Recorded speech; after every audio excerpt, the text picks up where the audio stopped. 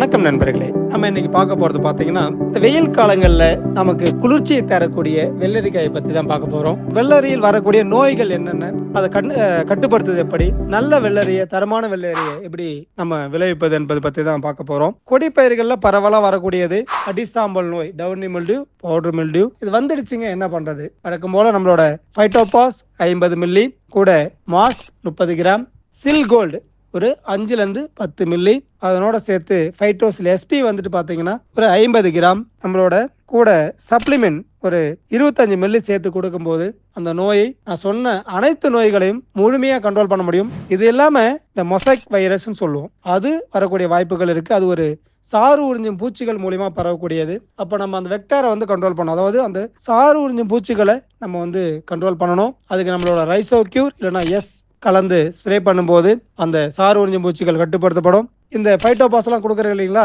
இதிலே இந்த mosaic வைரஸும் control ஆகக்கூடிய வாய்ப்புகள் இருக்குது நண்பர்களே. ஆர்கானிக் மருந்துகளை பயன்படுத்தி பயிர் செய்யும்போது ஒன்று உங்களோட உடம்புக்கும் பாதிப்பு கிடையாது, அதை உண்ணக்கூடிய மக்களுக்கும் எந்தவித பாதிப்பும் இல்லாமல் இருக்கும் நண்பர்களே. நல்ல ஒரு தரமான காய்களை உற்பத்தி செஞ்சு விற்பனை செய்யுமாறு அன்போடு கேட்டுக்கொள்கிறேன். நன்றி நண்பர்களே.